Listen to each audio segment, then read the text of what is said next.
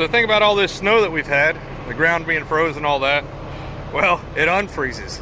Everything just turns into soup. Ugh.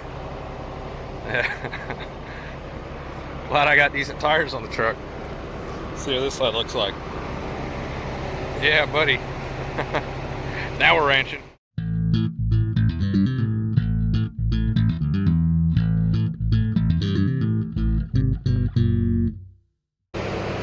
Alright, the pallet kind of fell over, but I've got some more mineral in today. So I need to get selenium out there right now, boron, and the acid neutralizer, and phosphorus.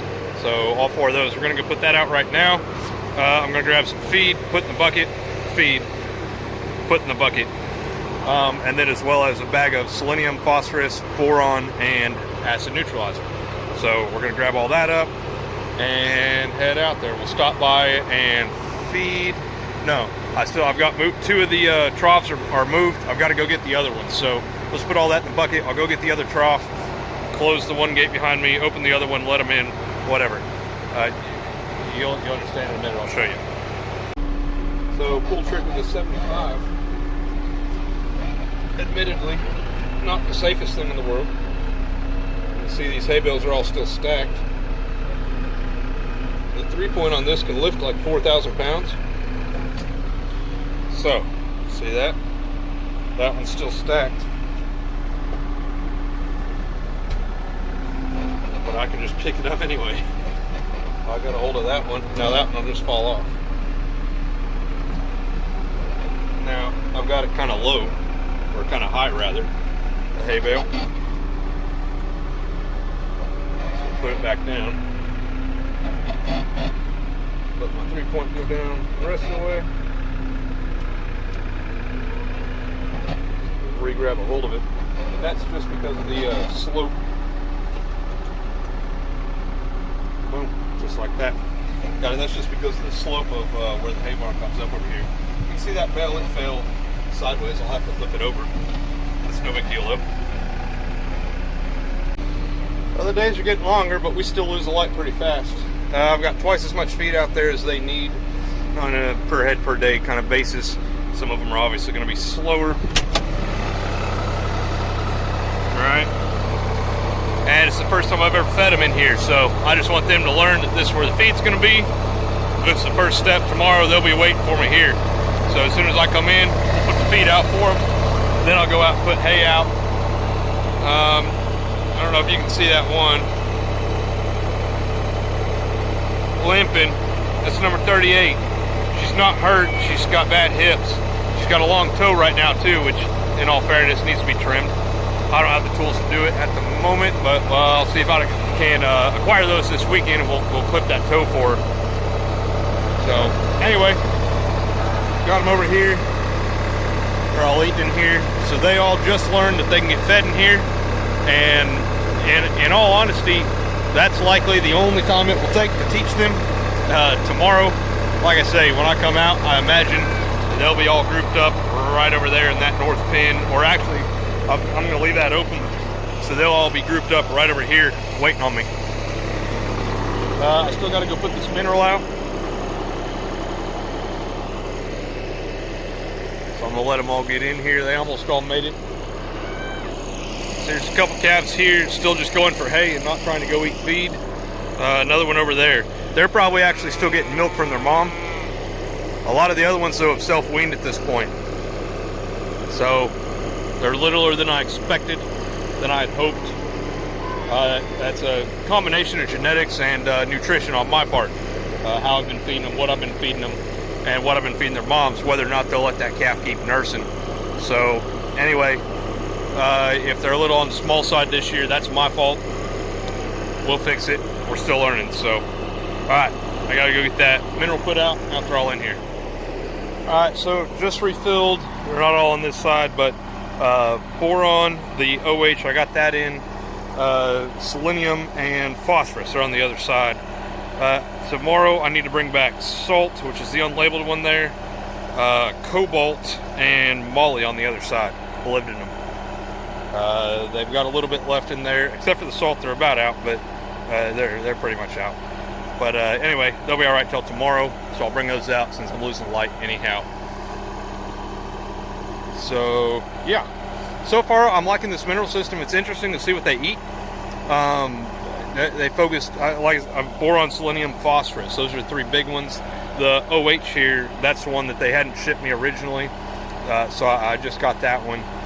We'll see what they do with that. I had suspected that they would eat magnesium. Okay, right there. I need maybe Ca as well. No, they're all right. They've eaten some of that. I know it's hard to tell. The same with that Ca, that's a calcium. They're eating the potassium there pretty well. That's V4, that's just a vitamin mix. They're eating that pretty good. This is the molly, like I said. Oh, you can't even tell. Well, maybe I'll get out here soon enough tomorrow I can show you what's going on there. But yeah, so like the molly, the selenium, the boron, and the phosphorus, those are the ones that hit the hardest. Originally, I had speculated that maybe they were eating the selenium, the boron, and the phosphorus the hardest because they were right there on the corners and easier to get. But then they tuck in and they eat all that molly. And, not that kind of molly. Molybdenum, right? And then over here, the sulfur. I don't think you'll be able to see it. They kind of tucked into that, though. They ate quite a bit of it. And then the cobalt, it's still kind of over there on the edge. But they're eating stuff that's all over here in the middle, and right until recently, they haven't even touched the salt, which is right there out on the outside. And I suspect they're eating that salt more because they ran out of phosphorus, which is cut with salt, so there's a lot of salt in it. But I suspect that, that they were satisfying their salt on these other elements that they wanted, and now without those other elements, they're just trying to satisfy their salt cravings. So that's why they've eaten most of that. Anyway, I'll be back out here tomorrow. Maybe we can talk about that a little bit more. But so far, I think this is a good deal. It's a good system. It seems to work. In that, I mean, there's some things that they just don't touch. Now, I don't really know exactly what that means. There's a whole booklet of information that I've read on this. But you know, I mean, it's complex. And that's the whole idea, is that the nutrients they require are complex. It's not just cut and dry, straightforward, like a lot of people kind of treat it. And maybe I'm wrong, maybe they're wrong, I don't know. But I like this. This seems to be a good system so far. So, I don't know. We'll see what the results are come the end of the year. And that's one of the things, you know, with change like this, it's going to take a year or maybe even 2 to really be able to see the difference and see if there's any, you know, reduction in disease and stuff like that. So, but so far, I'm liking it. All right, so you see this patch, that white one right there, number 44. Come on, girl. Where there's no fur, shows up on the white ones first. Is the same way last year. I'll show you number 43. It's right over there. She's the worst, and she was the first one to show it last year as well, which is interesting. There she is. See all that fur missing? What's going on there? Yeah, there. See all that? Down there. She's got lice, and so she's rubbing on stuff so hard because it's so itchy that it actually breaks the hair off, and then she just has bare skin there. Number 41 there's the same way.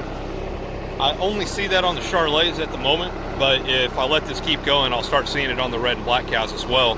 I know that because I saw it last year. Same type of deal. Sheep 22's maybe got a little patch.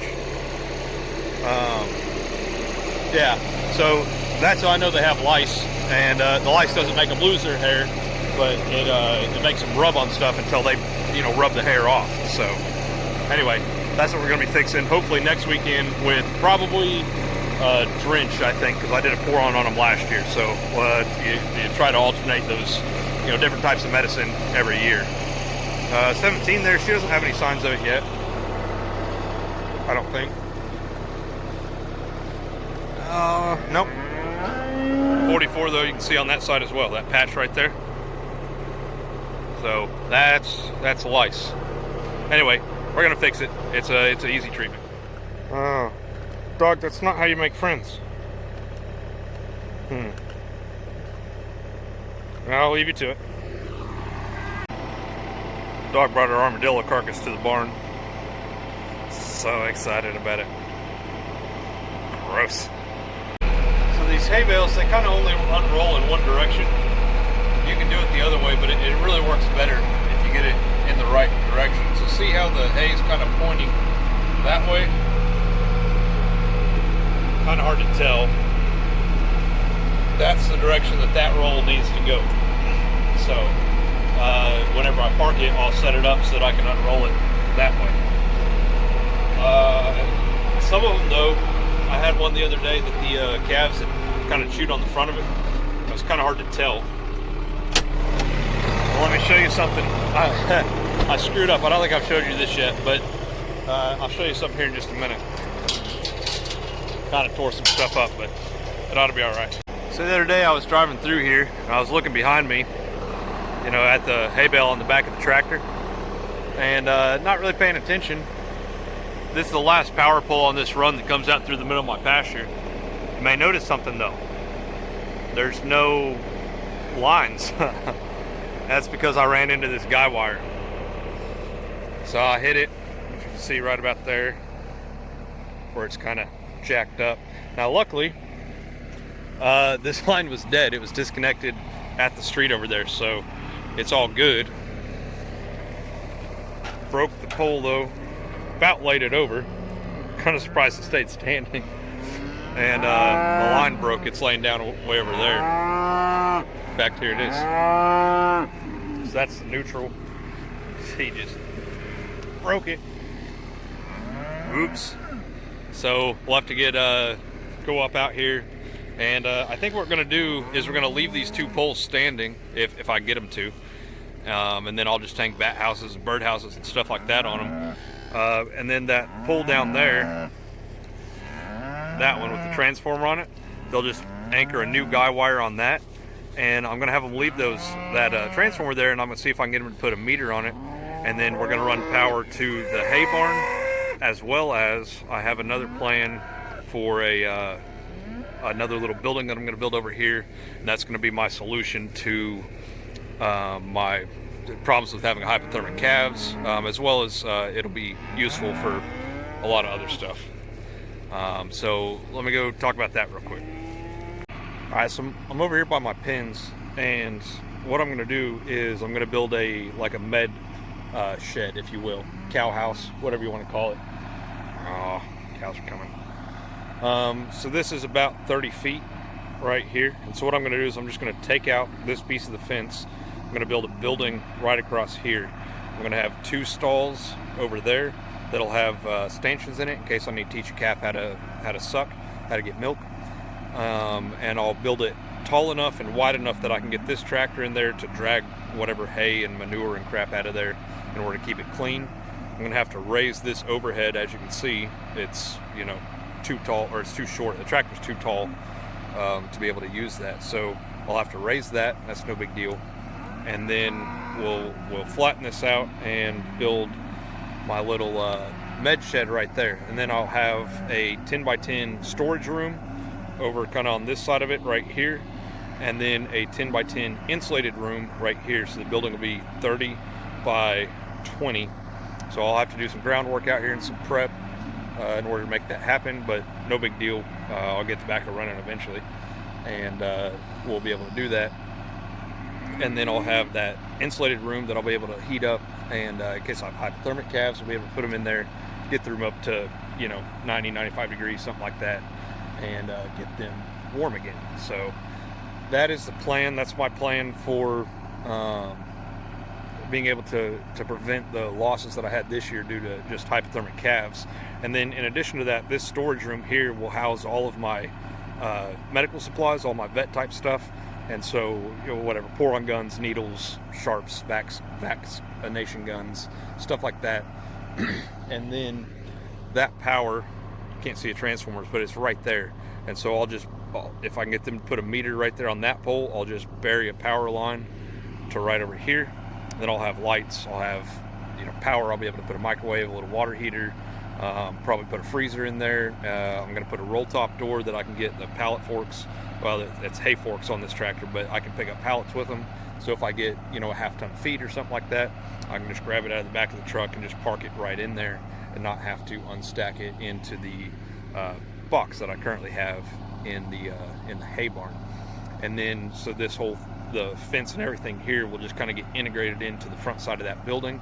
I'll have a walk door here so that when I'm working cows right there in the head gate, if I, you know, realize all of a sudden like, oh crap, I need, you know, I've got a case of pink eye or something like that I hadn't seen before, I'll have my LA 300 right here or whatever I need, as well as you know, needles, sharps, stuff like that. It'll be right here, stored out here by the pins, dried in, you know, a nice place to store all of that. So all of my equipment will be right here next to my head gates. That's where I'm going to need it most of the time. And even if, you know, I'm out here in one of these other pastures, you know, anywhere out here, this is a nice central location. So I'll have all my stuff kind of centrally located, especially once I move the house, which is going to be way over there. I don't want to keep all my, you know, medicine and tools and stuff, you know, way over there where it would take me, you know, 5-10 minutes to go get it and get back.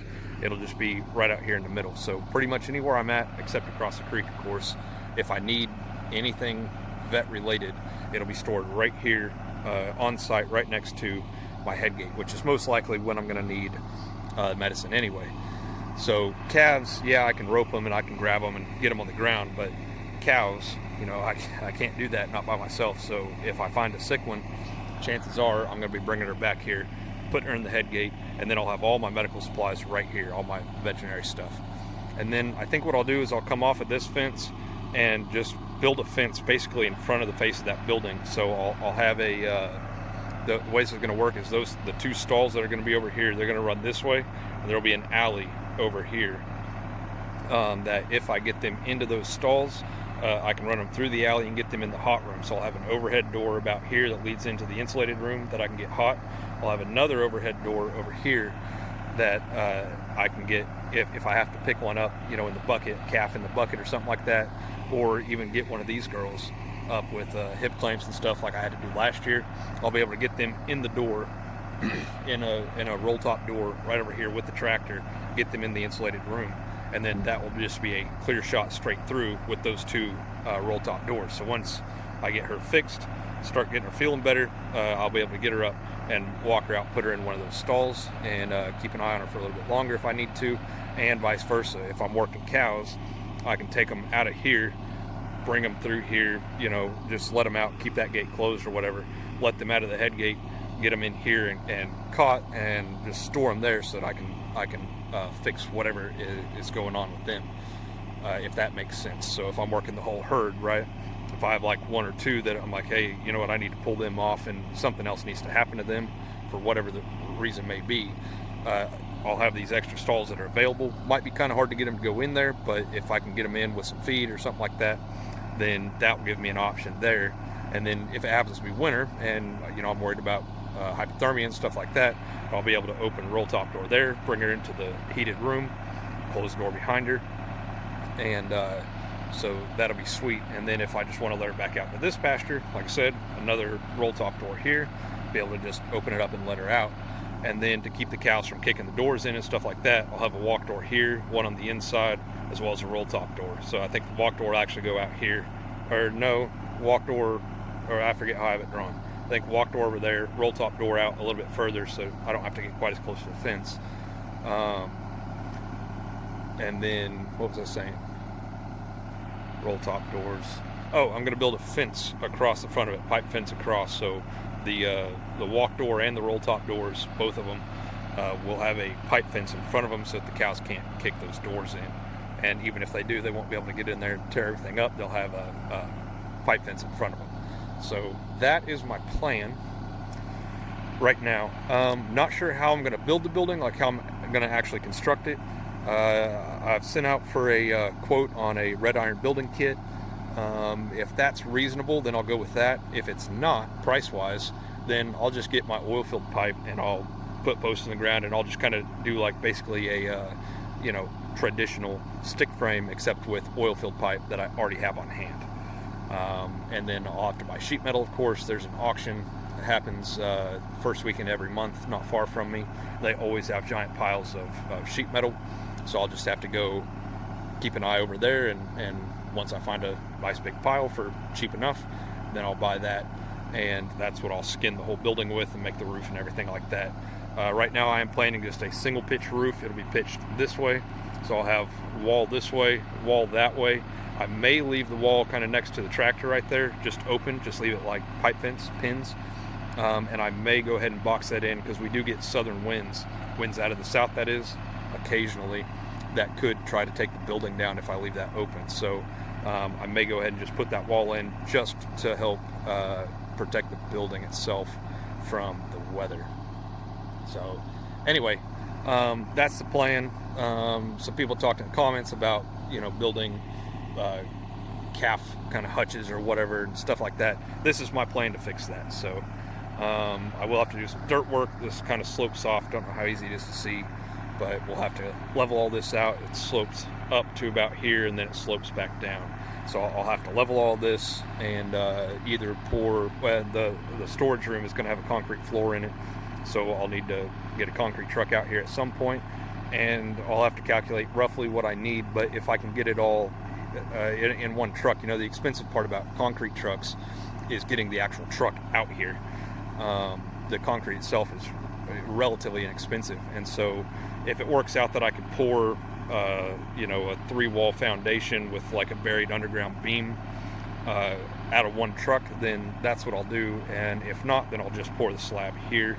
I am planning on a dirt floor in the heated room as well as the pins. Not planning on putting concrete in there. So anyway, that's going to be a project later this spring. And yeah, just got to get the backhoe fixed so that I can break ground and do the dirt work and get started on it. So, but that's how I'm going to solve the problem of not having a place to put animals, particularly in the winter when they're sick. Build a building right here attached to my pens. So number 13 here, he's not cleaning up his feed. That's not a good sign. I'm wondering if he's just lonely. They're herd animals, so I don't know. I'm gonna find out. We'll get him back on my pasture tomorrow, I think is the plan. So we're gonna be working them cows, get that pour on done, pull off all the rest of the calves, put a little bit more in there for him, and he's eating on it. So I don't know.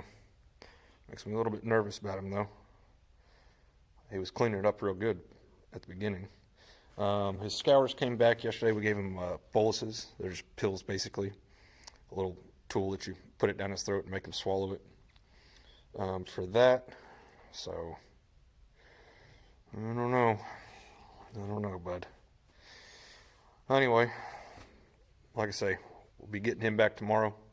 It's going to be it for this one, though. So, thanks for watching, and we'll see you guys next time.